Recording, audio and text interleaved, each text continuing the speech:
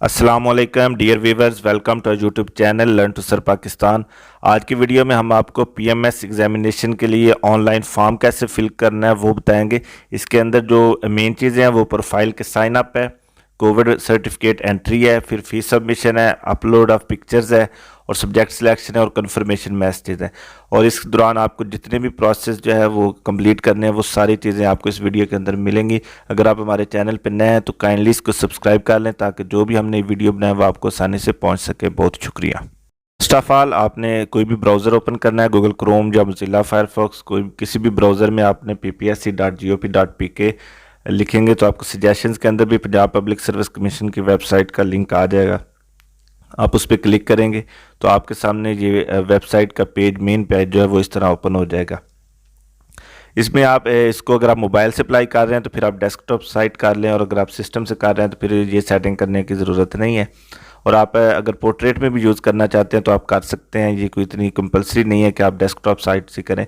Desktop site इसलिए की है कि ये आसानी हो कि आपको समझ आ जाए कि ये सारा सिस्टम जो है किस तरह चलता है और इसमें ऑनलाइन एप्लीकेशन हमने फिल कैसे करनी है। जैसा कि ये मेन पेज पीपीएससी वेबसाइट का आपके सामने है, तो अप्लाई ऑनलाइन पे आपने सेलेक्ट करना है। अप्लाई ऑनलाइन पे जब आप इसको सिलेक्ट करेंगे तो आपके सामने जो जॉब्स का पोर्टल है, जितनी भी जॉब्स इस वक्त पाइपलाइन में है वो आपके सामने ओपन हो जाएंगी।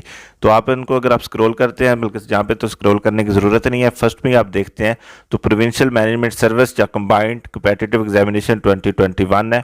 इसके लिए जो फीस है वो 1000 रुपीज़ है। उसका चलान फॉर्म कैसे फिल करना है वो उसकी वीडियो हमारे चैनल पे मौजूद है, आप वो देख सकते हैं। और फिर आगे डिपार्टमेंट SNGAD डिपार्टमेंट के अंदर, और इसकी जो एडवर्टाइजमेंट डेट थी वो 6 मार्च थी और क्लोजिंग डेट 28 मार्च है। तो इसको आप क्लिक करेंगे जब इसके ऊपर इसी एडवर्टाइजमेंट के, तो ये आपके सामने अटेंशन और police recording number of chances आपके सामने पुलिस ही आ जाएगी। आपने ये थारोली स्टडी कर लेनी है, क्योंकि जो भी कंबाइंड कम्पिटिटिव एग्जामिनेशन होता है जिसमें एक से ज़्यादा एग्ज़ाम होते हैं तो उनके 3 नंबर ऑफ चांसेस होते हैं। तो अगर आपने already 3 number of chances avail कर लिए तो आप इस पर अप्लाई नहीं कर सकते। वो लोग अप्लाई करेंगे जिनके चांसेस कंप्लीट नहीं हुए। इसी तरह रिटन टेस्ट में जो मेरिट का क्राइटेरिया है, कितने परसेंटेज मार्क्स के चाहिए, वो भी सारी चीज़ें ये दी हुई हैं, इनको आपने पढ़ लेना है। तो पढ़ने के बाद आपने नीचे I have read and understood this, तो आपने इसके ऊपर क्लिक करना है। जब आप I have read and understood this इसके ऊपर क्लिक करेंगे तो आपके सामने आगे साइन अप के लिए ऑप्शन जो है वो ओपन हो जाएगी।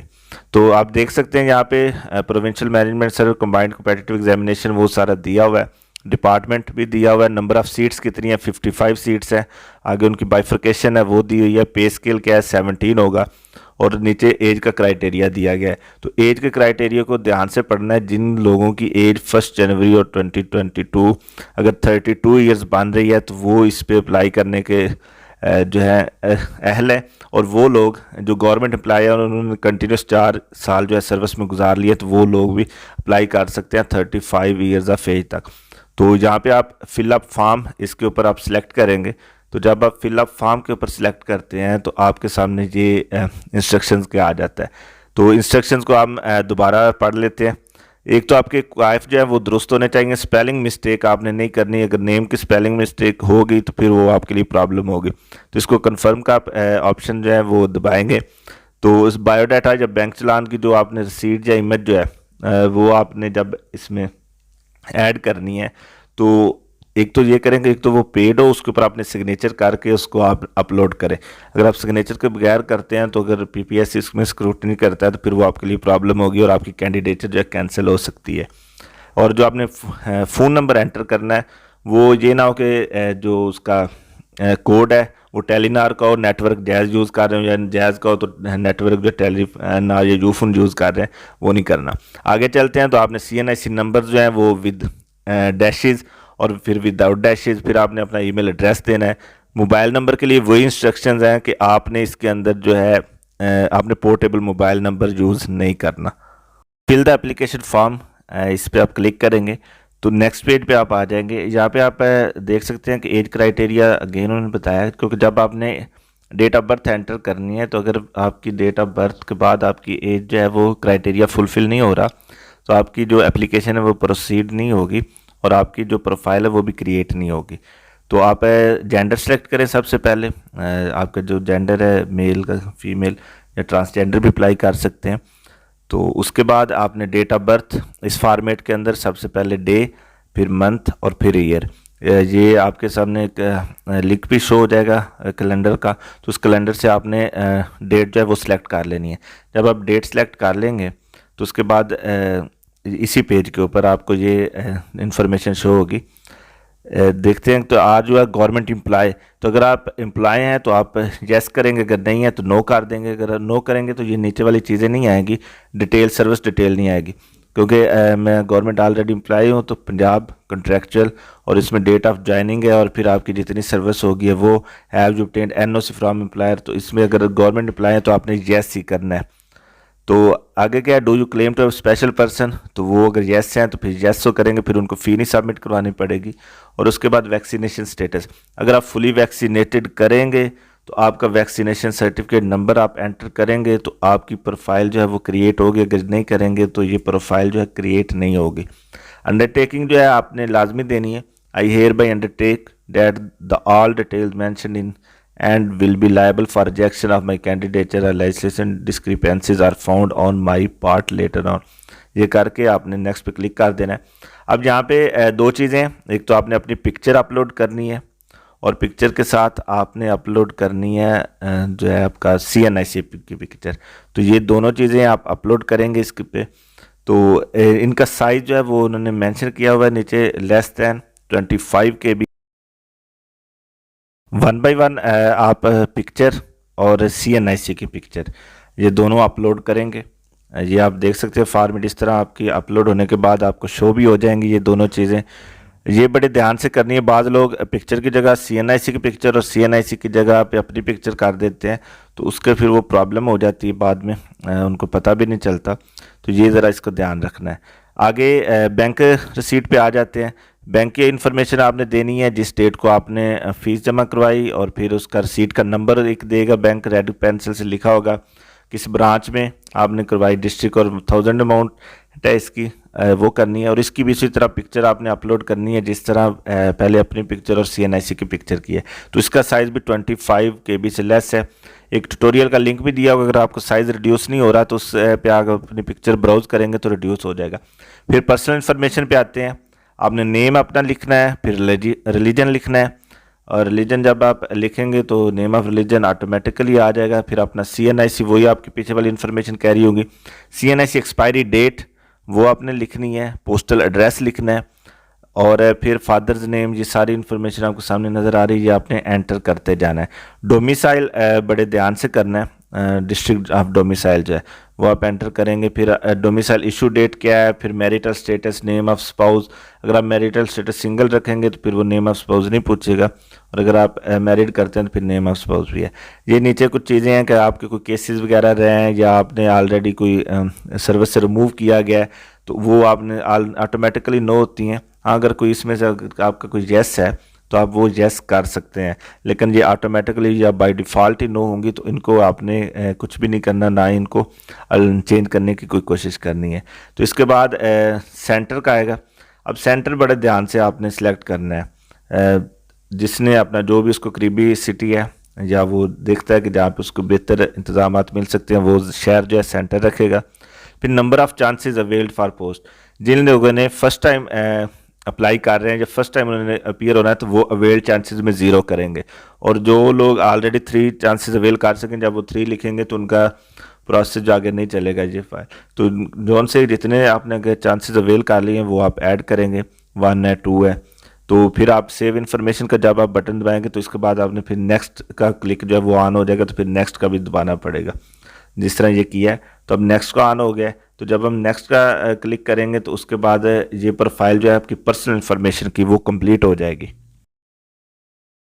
आप देख सकते हैं पर्सनल रिकॉर्ड स्टेटस कंप्लीट का आ गया। इसी तरह बाकी एजुकेशन रिकॉर्ड वो भी हम ऐड करेंगे, फिर सर्विस रिकॉर्ड क्योंकि हमने गवर्नमेंट अप्लाई का येस किया था तो वो ऐड करेंगे, अगर वो आपका नो है तो फिर नॉट एप्लीकेबल को आप क्लिक कर देंगे तो ये आपका हो जाएगा जो गवर्नमेंट जॉब में नहीं है। तो इसके बाद ऑप्शनल सब्जेक्ट्स का है वो हम करेंगे। तो ये बारी बारी कैसे करना है वो हम अगली स्लाइड में आपके साथ बता देते हैं कि ये आपने किस तरह करना है।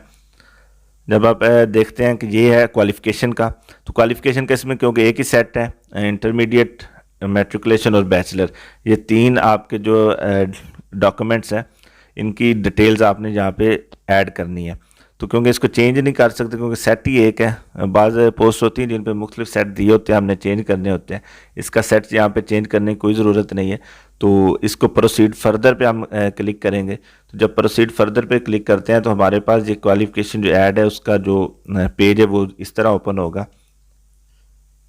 ये देख सकते हैं आपने। फिर इसमें क्या करना, नेम ऑफ, पहले मैट्रिकुलेशन की डिग्री ऐड करनी है, उसका बोर्ड लिखना है, फिर रिजल्ट डेट लिखनी है, फिर मार्क्स ऑब्टेन्ड लिखने हैं, और फिर टोटल मार्क्स, और फिर आपने अगर फर्स्ट वी एन है, सेकंड वी एन, वो और एनुअल सिस्टम है या सेमेस्टर। और ये करने के बाद आपने ऐड एंड अदर एजुकेशन करना है।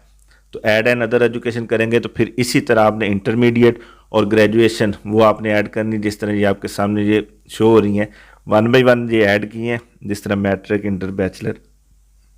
तो उनके आपने मार्क्स लिखने हैं। जब बैचलर ऐड करेंगे तो परसेंटेज आपने खुद निकाल के लिखनी है, जो आपकी परसेंटेज बनती है। सम टाइम लोगों का CGPA होता है, तो CGPA की बजाय परसेंटेज जो है वो आप लिखेंगे, और आपके टोटल मार्क्स और ऑब्टेन्ड मार्क्स वो आप लिखेंगे।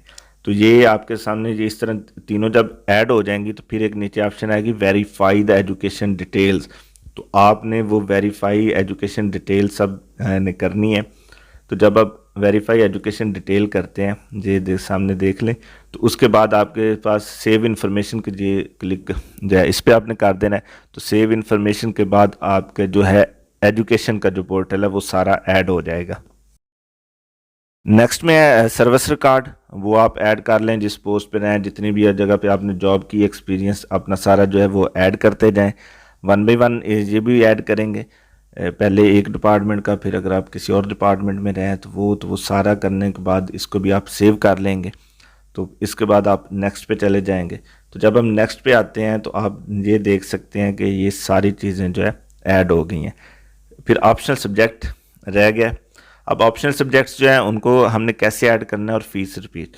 फीस का वो ऑलरेडी क्योंकि अभी पे नहीं हुई थी तो ऐड नहीं की, जब वो ऐड करेंगे, अगर आप स्पेशल पर्सन है तो वो ऐड करवाने की भी ज़रूरत नहीं है, आप वैसे उसको क्लिक कर सकते हैं। यहीं से हम चलते हैं ऑप्शनल सब्जेक्ट्स के एडिशन की तरफ। तो ऐड के बटन पे आप जाएंगे। जब हम जाते हैं तो आगे ग्रुप्स हैं ABCDE। आपने एडवर्टीजमेंट से देख लेना है आप कौन कौन से ग्रुप से कौन कौन से सब्जेक्ट जो है सिलेक्ट कर रहे हैं।